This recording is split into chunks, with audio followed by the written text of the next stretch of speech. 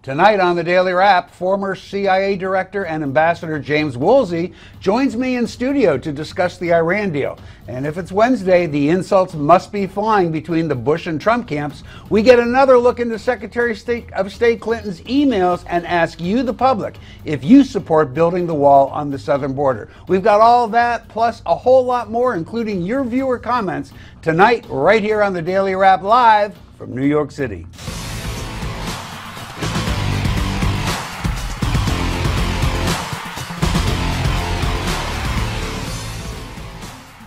And welcome, everybody. I'm Rick Unger. My co-host Joe Concha has the day off, but joining us tonight is speaker, author, patriot, and former Navy SEAL Carl Higbie. And to his right, the chief strategist over at Bell Point, David Nelson, joins up. And finally, to his right, the assistant online editor for Commentary Magazine, Noah Rothman, is back on the panel. Now that we've introduced one and all, let's get right to the Daily Download.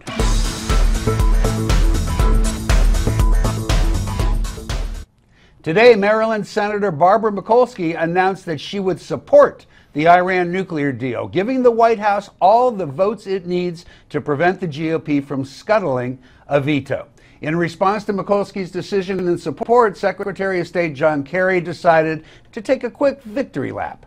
Obviously, 34 votes are enough votes for the president's veto to be able to be upheld, but we're not, that's not the way we're approaching this. We want anybody and everybody, hopefully, to be able to vote for it. We're going to continue to try to persuade people up until the last moment, and our hope is that that number will grow, obviously.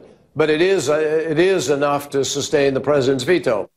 Now, following this morning's events, I sat down one-on-one with former CIA Director Ambassador James Woolsey. Ambassador, thanks so much for joining us today. I'm going to repeat what I said to you before we got started. I love getting to interview you because you have this funny way of making sense.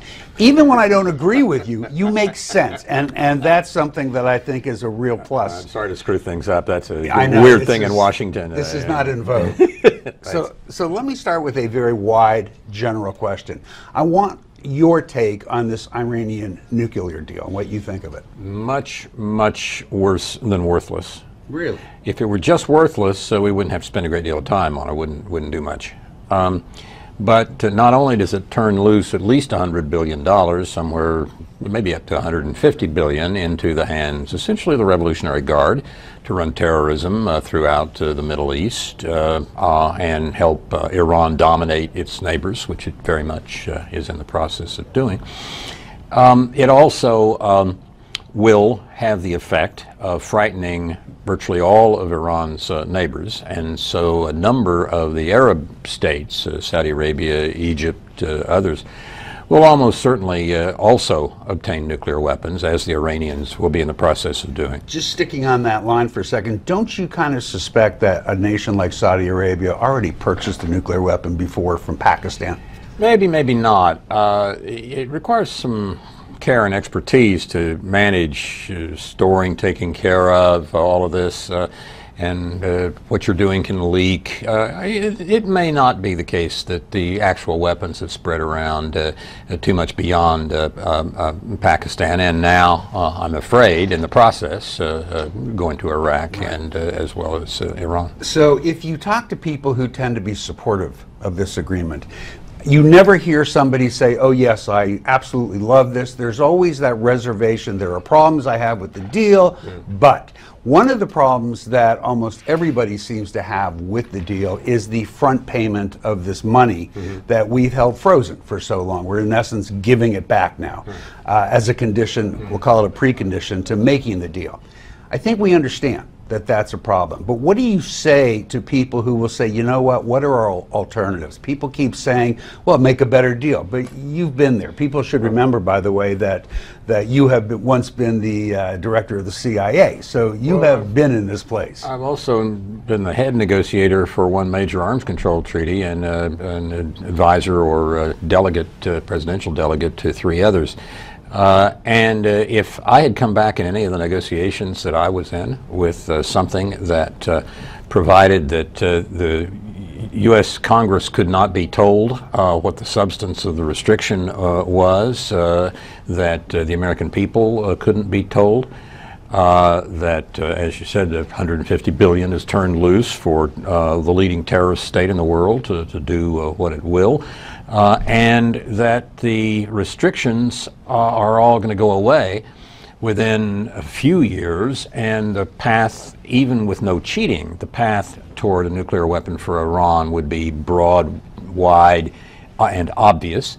If they cheat, which they will and they always have, then a lot faster. I mean, there's, as I said, I think it's definitely much worse than worthless. What do you say to those, knowing what you do about intelligence, and that's a fairly large amount, what do you say to those who suggest because we have this deal, we'll actually be in a better position should we have to attack Iran because we'll know where their various locations are? I don't think we're going to find out where the locations of their material is that way. I mean, I hope we have a very good handle on where everything they've got that is strategically important, whether nuclear related or not, is. But I don't think the treaty is going to help us. They will secrete stuff. They will do what they have done before. They will dig new facilities inside deep mountains. They will lie. The Iranian people are a wonderful people in practically every way. This government of theirs now is theocratic, totalitarian, genocidal imperialists, and each of those words denotes a specific approach. It's not just, they're not just expletives. Theocratic, of course, they are ruled by their mullahs. Totalitarian, massacred the young people who were out in '09 protesting the election of Ahmadinejad was stolen. Certainly they are racist, religiously motivated for exterminating basically the Jews and the Americans. Let's kill all the Jews, let's kill all the Americans. And this is not some obscure side gang. But you would agree that we rarely find ourselves in a position negotiating a treaty or an agreement like this with our friends. Well, there's a big gap between friends and Iran. In the middle there are other circumstances. For example, I've negotiated 4 times with the Soviets. Right. And the first 3 times it was pretty tense in a lot of circumstances back at the end of the 60s and then in the 70s. By the late 80s, as they saw the handwriting on the wall that things might come apart for them, and then in '89, once the Berlin Wall went down, they got a lot easier to deal with. They were still communist dictators, but the leverage had shifted. But yeah, absolutely, and the ability to go out and have a drink and dinner with your Soviet counterpart and tell jokes and talk about your kids easier, and right? Stuff. Yeah, it got easier. So, you know, if you look at this now and you say, all right, we would have been, I think you probably say this, we'd have been better off if we had never sat down and made this deal.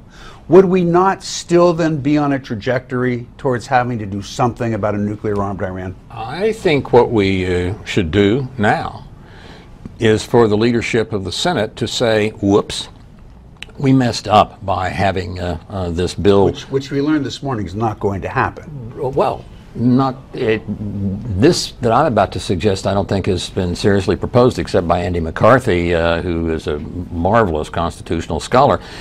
He says, and I agree with him, this is clearly a serious enough agreement that under any history of U.S. negotiations, this should be a treaty. Right. I actually agree with that. And so what we ought to do is now the Senate require it to be taken up as a treaty, and when the Obama administration waxes wroth, let them wax wroth, and you know, they would need to get two-thirds. We have what was SALT II? We never got it ratified by the Senate, but we still put it into effect. Sort of, kinda.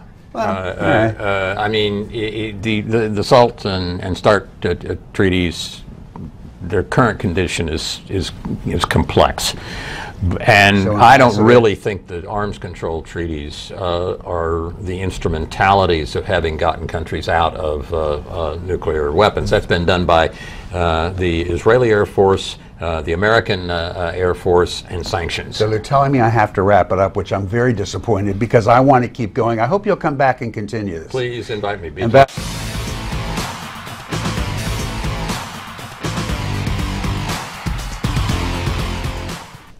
I want to thank Ambassador Woolsey for joining us. I hope you enjoyed the interview as much as I did doing it. We're going to continue our discussion on the now veto-proof deal with Iran. And then we're going to be joined, actually, I think we're being joined now by our friend Jim Hansen from the Center for Security Policy. Jim, you with us? I am with you guys. So I think what we're going to start out doing is making you an official member of the panel, and then we'll get to some questions directly for you. I'm going to actually start this with Carl Higbee.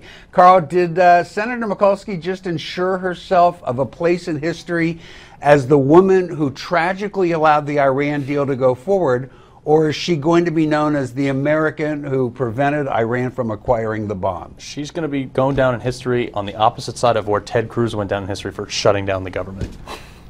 Jim, what do you say to that? I'm not sure I understood that. I would stand with Ted Cruz for sure. Oh, yeah, absolutely. Mikulski's done nothing yet. All right, first of all, you've got 34 Democrats who have said they will stand up for Obama's bomb deal, but nobody's voted on it yet. All right, we're going to have a vote. Maybe, unless they go insane and filibuster it. Wait, let me interrupt you. Are you suggesting that despite the fact that 34 Democrats in the Senate have said they'll support it, that doesn't mean that they would sustain a presidential veto if that's how it goes? When the American public is more than 2-to-1 against this abomination, I think it might cause them to think twice about going ahead and crushing the will of the American people to stand up for Obama. First of all, let's change their minds. While you're absolutely entitled to your opinion, we got to keep the facts straight. According to the poll out this week, the American public, 55% of that public is against this deal. Clearly a majority, 2-to-1. I don't think we've got data supporting that. Not only that, we've known this now for some time. The public started out favoring it back in April. It's definitely gone the other way since then, but that really doesn't appear to be stopping Democratic senators, we've had 3 this week already, from coming out and saying, no, they support the president on this. Well, because they don't want Obama to cut off their funding from all the big donors. I mean, they're kind of trying to cover their own butts. Well, you're saying why, but that doesn't, you're saying why they might be doing it, and you could very well be right, but that doesn't change the fact that they're doing it, and it doesn't change the fact that, setting aside for the moment the possibility of a filibuster, that even if the Senate votes a resolution condemning this, that there would certainly appear to be enough votes to sustain the veto. Noah, what do you say about that? Yeah, I think there will be enough votes to sustain the veto. To your original question that said, you know, what place is Senator Mikulski going to occupy? She will occupy the same place as the final deciding vote for Obamacare, whoever that was. Whoever that was. It's just about everybody in the Senate. We will never really know what place I think this occupies, because this vote is probably going to pass. It is going to get to the president's desk. He will nix it, and the veto will be sustained in Congress. It has everything to do with implementation. Congress is going to be an afterthought once we get to the nuts and bolts of this agreement. Once the rubber meets the road and we start dealing with issues of implementation, that's when the focus is going to be on the president, and it's going to be on Tehran. It's not going to be on Congress. So David, Jim pointed out correctly that there are those that are raising the possibility of filibustering, and it would only take 6 more Democratic senators. I suppose that's a possibility is going to happen. I think this is a done deal. I think we're going to see this deal go through, despite some of the rhetoric that we're hearing out there. I think Mikulski's vote was probably a pretty easy one to get. She's retiring at the end of this term. She's got nothing to lose, so why wouldn't she go along with the president? Politics are a pretty dark area. Well, there's 2 ways to look at that. You could say Mikulski had nothing to lose, so why not go along with the president? But on the other hand, if she's got nothing to lose, why not vote her conscience, which is what she probably did. Politics are pretty dark, and we don't know what promises have been made to all the people that have been Always voted. say that going both ways. You know, here, the interesting thing about this deal, which I don't think the people are actually, maybe they are analyzing it in Washington, but the fact of the matter is that we're giving over $100 billion to a state sponsor of terrorism. When you hear death to America, that means death to Rick Unger, death to Carl Higbee. I mean, that means death to us. Like, people got to understand that. Let me ask you, Jim, what's your take on the potential for the filibuster idea succeeding? You think it'll happen or not? Well, there's only 2 options for the Democrats. Both of them are anti-representative democracy. If they filibuster it, they go ahead and kill the opportunity for the American people's voices to be heard through Congress, and they make this an Obama top-down deal. I got to say something. How many times have we seen the Republicans filibuster when the Democrats are saying exactly what you just said? Judicial nominees is one thing on a treaty, which it very well should be, that is this sweeping and affects the entire security of the entire world. So you I think it's worth having the American people go ahead and vote. You just raised the critical point, in my opinion, and Ambassador Woolsey raised the point. Why aren't you coming on the show and saying, you know what we need to do? What they have to do in the Senate is insist that this is a treaty and look for that 2/3 vote. Why not talk about that? I'll talk about it right now. They Go should. for it. And if Mitch McConnell does not raise the fact that this is not the deal they were promised under Corker-Cardin, it is way too sweeping and it's way too awful in capitulation, then they need to change it, declare it a treaty, and require that 2/3 vote that it deserves. Noah, what do you think? I would be thrilled about that because they'd have it both ways. The reason why we had this very long-term discussion over this is because of Corker-Cardin. We had over 60 days to debate and learn all about this deal. So if we get that extra treaty vote now, we'll have it both ways. I don't think that's Obama's never going to go down this path. He doesn't want it to He's be a not treaty. going to want he wants to. it That's to be an for sure. executive The agreement. tax versus a fine with Obamacare. Well, I'm going to say the final word here. Why I tend to support this, it should have been a treaty. And it should require 2/3 vote. Jim, thanks so much. We got to get out of here. We'll have you back. Let us know what you think about the Iran deal now that it looks like it will be impossible to stop. Go to newsmaxtv.com/comments and be sure to get your copy of Ben Carson's book, One Nation. And you can get it absolutely free. All you have to do is pay $4.95 to cover the cost of shipping. Call 1-800-485-4350. That's 1-800-485-4350. Or visit newsmax.com/Ben and do it now. Coming up next, Senate Majority Leader Mitch McConnell is speaking out about Planned Parenthood. Stay with us.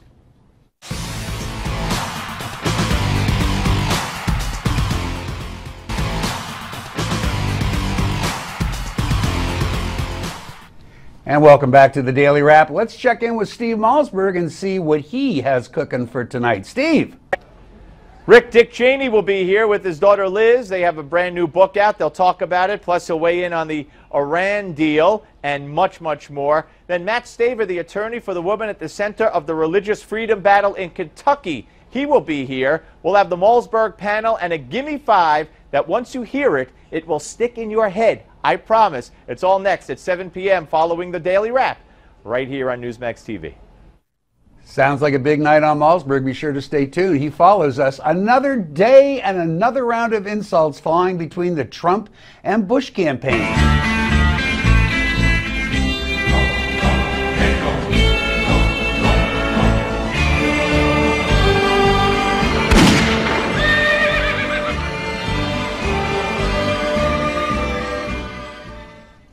You see, we made that yesterday, and we're going to get every ounce out of it. Now, you'll recall that Trump had posted a video on Instagram 2 days ago accusing Bush of being soft on illegal immigrants. Bush then fired back yesterday with his own YouTube video calling out the Donald for being a Democrat. Not one to allow any digital grass to grow beneath his feet, Trump returned to Instagram today with the following response. We recognize the commitment of someone who has devoted her life to public service. I want to say thank you to both Secretary Clinton and to President Clinton. What did that make Hillary Clinton to the Bush family? My sister-in-law. You gotta love the Benny Hill music in the background. You gotta. So the Jeb Bush campaign is yet to produce their own retort, so you have to wonder the following. Do these personal attacks actually shed any light on this campaign, Noah, or simply serving to entertain all of us? The latter. The latter. This is the lowest common denominator type of politics. This is the kind of politics that suffices for people who don't really understand or care about politics. We're not talking about issues. We're talking about personalities. We're having a big contest about who can be the biggest, strongest personality in the room, which Trump will always win, by the way, Right. because he's positioned himself as this big alpha character who's got very little substance underneath the surface. So when we talk about when we're insulting Jeb Bush for having a personal relationship with Hillary Clinton, one that Donald Trump, by the way, shares and brags about, we're not learning anything about this campaign. We're satisfying some sort of impulse. So, David Nelson, are we getting to the point of the campaign yet where this just isn't going to get the job done? Or do we still have time to be This silly? is pretty high school, don't you think? I mean, think this so, is the yeah. kind of rhetoric that I did when I was in high school. It's silly. I think the American public understands it's silly.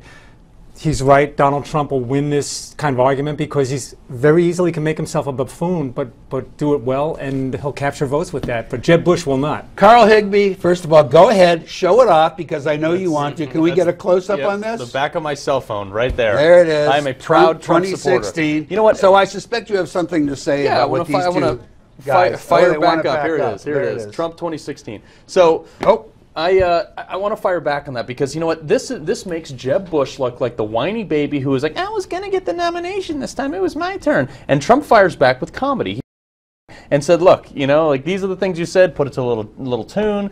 And yeah, it's a comic moment, but what about when you're actually sitting in the White House and you have to govern? Because, well Trump has built a phenomenal company. He's built hundreds of companies. He employs tens of thousands of people. He's actually the only one on that stage that's I can tell you that a lot of investors actually went bankrupt. This one could go for about an hour and a half. Yeah. So let me get to the other side of the political equation. Because meanwhile, the latest batch of Hillary Clinton's mystery emails are giving us a taste of the continuing animosity that appears to exist between Clinton acolytes still smarting from the 2008 primary battle loss and the Obama administration. In one such communication, Clinton confidant, say that quickly, Sidney Blumenthal suggests that Hollywood is expressing its guilt for not supporting Hillary in 2008 by voting for Catherine Bigelow when it came to the Academy Awards. Bigelow is the female director who made The Hurt Locker.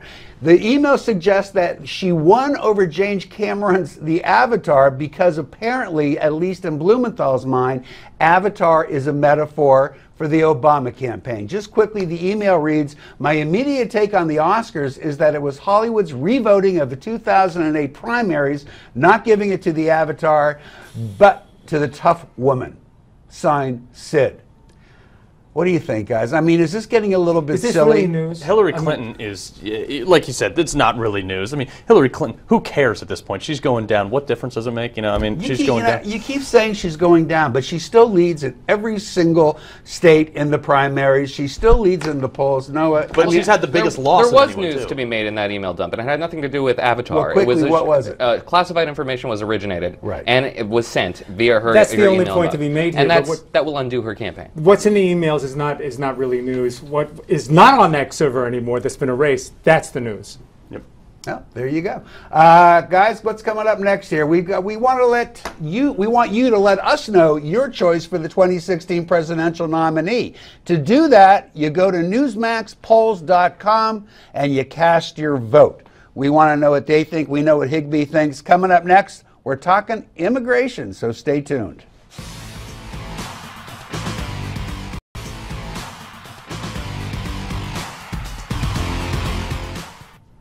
And welcome back to the Daily Wrap. As we move through the early stages of election 2016, immigration, with a big boost from Donald Trump, continues to register as a key national issue with the public. As noted, Mr. Trump has had a great deal to say on this topic. I will build a great, great wall on our southern border, and I will have Mexico pay for that wall. Mark my words. Well, picking up on Trump's theme, we thought it might be interesting to hit the streets to see how the public feels about building that wall. So we sent out our own Nora DeBroder to take the temperature of the American public. So border security is the hot topic for GOP hopefuls right now, and Donald Trump is leading the charge. He says building a wall between the U.S. and Mexico would be, quote, inexpensive and easy. Experts say it's not that easy, though. It would cost billions of dollars. But if it didn't cost a thing, would voters be in support of it? Let's find out.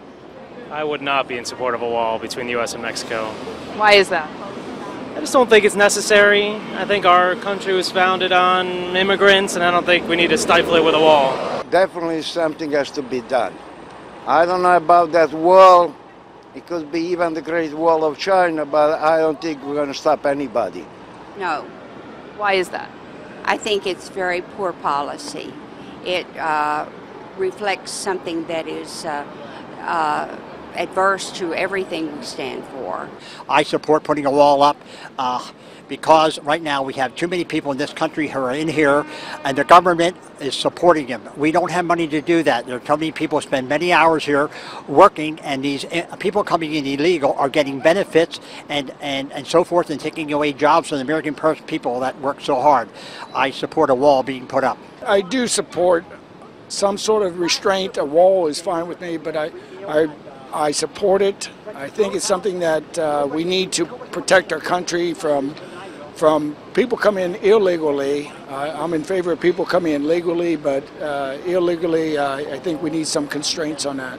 A wall between Mexico and the U.S.? Hell no. That doesn't make sense. I mean, we participate in all types of free trade and we encourage tourism. Why would we put up a wall? That's just like going backwards. I would support a wall simply because the wall would be cheaper than the amount of services that would then have to go to people who come over and then demand them, and if they don't get them, then it's crazy. It's absolutely not. Interesting. Kind of a split down the middle there.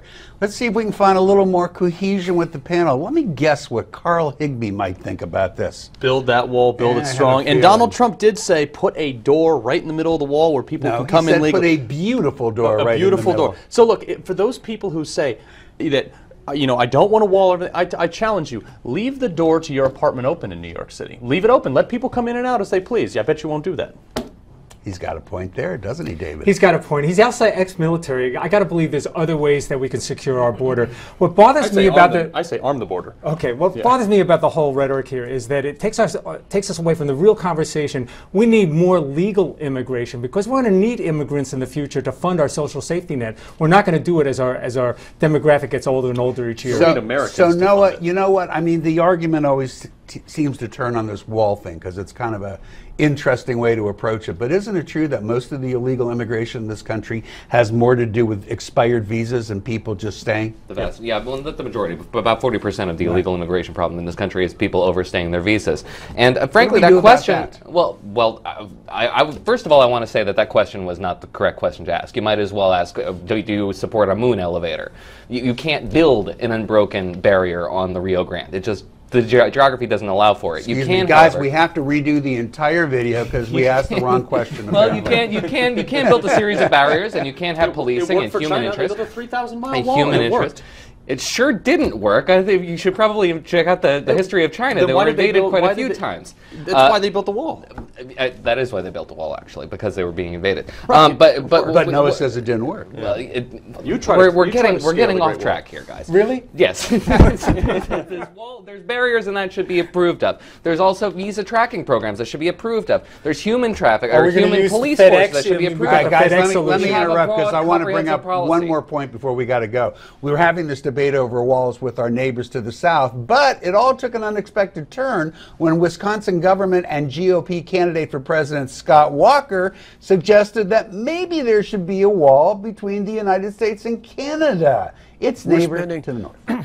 Excuse me, millions of dollars on TSA at our airports. If we're spending all sorts of money on port security, it only makes sense to me that if part of what we're trying to do is protect ourselves, set aside immigration for a minute, but protect ourselves from risk out there, I think we should make sure we have a secure border. Why are we always talking about the southern border and building a fence there? We don't talk about a northern border. That is a legitimate issue for us to look at. It wasn't just about building a wall and securing our borders. It was also about making sure our intelligence community has the ability for counter-terrorism and the ability to go after the infrastructure they need to protect us. We're going to continue that discussion about Governor Walker in the next break. Meantime, let us know what you think would be the best way to solve this problem. Newsmaxtv.com/comments is the place to go. As I said, we'll continue the discussion.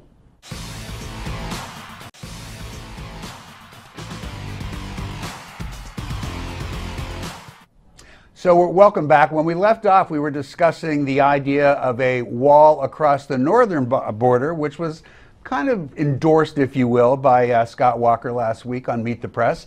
Let's see what you guys have to say about that. Let's start with you, Noah, because you're shocking me on this. Well, he's kind of backtracked a little bit. He didn't really endorse it. He seemed to kind of say, yeah, that's a good thing that we can look at. And then when they said, do you support it? He said, no, because that's ridiculous. And it is ridiculous. We're talking about a 5,200-mile border. Oh, I thought you were going the other way. You do agree it's ridiculous. Well, it's ridiculous to put a border up, or a wall up, because that's the biggest tax project you can imagine. I mean, the moon landings probably cost less than what that project was. With inflation. I don't think. I think that's a pretty big exaggeration. But I don't know. That's a pretty substantial the border. moon project. Come on. But that's not to say that this is not an issue that needs to be looked at. We're talking about a very large border. Last year, according to border officials, about 3,300 people were apprehended coming over that border. We don't know who's not being apprehended because it's far too large to police, and most people are coming through over the waterways, through very poorly policed waterways leading into Michigan. So to say that this isn't an issue, and it's a substantial terrorism issue as well. Obama's last border customs chief said that there's a much bigger threat from terrorism than that border than at the Mexican border. Well, look, you know, everything you just said is accurate. We know that most of this happens through the waterway. It is a bigger problem than we think about very often. At the same time, to try and wall this off, you would literally have to build a wall on the beaches along the Great Lakes. Now, how do you think states like Ohio, states like Michigan, states like Illinois are going to feel about seeing their tourism industry wrecked when their beaches are we wrecked, were laughing David? on camera that it would start to look like Normandy, you know, the beaches of Normandy. You're not going to do that. We're not going to put a bubble around the United States. You hit on the bigger issue. The bigger issue is overstaying your visa, and nobody has a solution for that. We're not going to tattoo barcodes on their Well, Chris on Christie their head. has one. He wants to do it like FedEx. He wants to tattoo barcodes on them. Well, yeah, and, you know, like even me will say that's a little bit too far, but I've been a firm proponent of arming the border. Look, put a fence up, a chicken wire fence. 12 Arming feet it with who? With military. Except that's against posse comitatus. So it's that's illegal. why we take it to We Congress. have a border patrol. Yeah, we have a border patrol or militia groups. I'd volunteer to do it for 2 weeks That's a year. what we're afraid of. Yeah, Second Amendment. It is for the right for a well-regulated militia. But I mean, if you put a fence 200 yards into the American side and said signs in English, Spanish, whatever language we want to put it in, and say if you cross this border, you will be shot. One person will cross, and then we won't have a problem anymore. Is that the answer, Noah? The people who fear being shot on the other side of the border are still going to take that risk. Oh, you mean in Chicago? I mean in Mexico. You know what, guys? Go ahead, quickly. Chris and I'm gonna Christie wrap has it up. said specifically he is not for putting barcodes on people's foreheads. If we're going to talk about his proposal with any accuracy, we can't be putting words into his mouth. And all the people I've seen who've come out against his proposal have put a lot of words into his mouth. He hasn't said. Right, He hasn't said okay. he stole it from So he LinkedIn, just Rick. basically left it hanging out there. Yes. Let's do it like FedEx. All right, let's go to your viewer comments, because I didn't think that comment was particularly worthwhile. Let's start with a comment about the Kentucky clerk who's refusing to issue marriage licenses to same-sex couples. Gene tells us, look at the outcry. Eric Holder, as Attorney General, refused to enforce DOMA, which President Clinton signed into law. Not a word about him refusing to follow the law. What a double standard. Don says the clerk in Moorhead, Kentucky, should have the right to refuse marriage licenses to gay couples. Absolutely. Sheila says this law by the Supreme Court was not made when Kim Davis was sworn into office. Kentucky voted against this. Is that not true? I think it isn't true, and it doesn't really matter if it wasn't the law when she was sworn into office. And then JRM says, using his head, I might add, Kim Davis has a right to do or not do what she wants. What she does not have the right to do is keep cashing her paychecks for an incomplete job performance. Nor does she have the right to impose her beliefs on any other taxpayers. Guys, isn't that last commenter right? Isn't that it? I believe so. And I'm not a proponent of gay marriage. But you know what?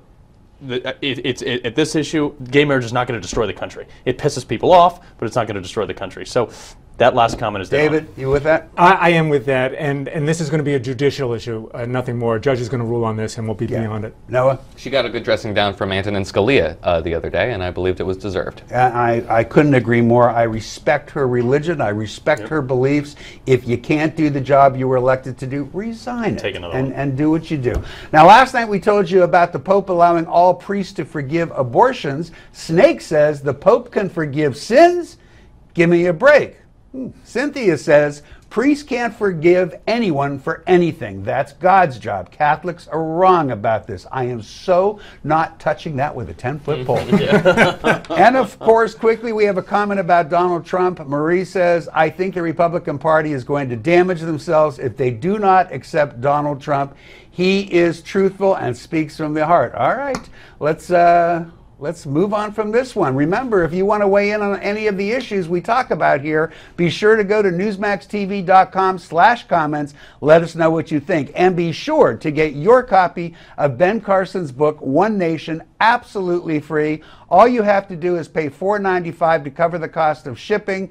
Call 1-800-485-4350 or go to newsmax.com/Ben and you can order your book. Now, coming up next, you know what time it is, guys. Anybody want to tell me quickly? It's yay or nay. Stay with us on the Daily Wrap.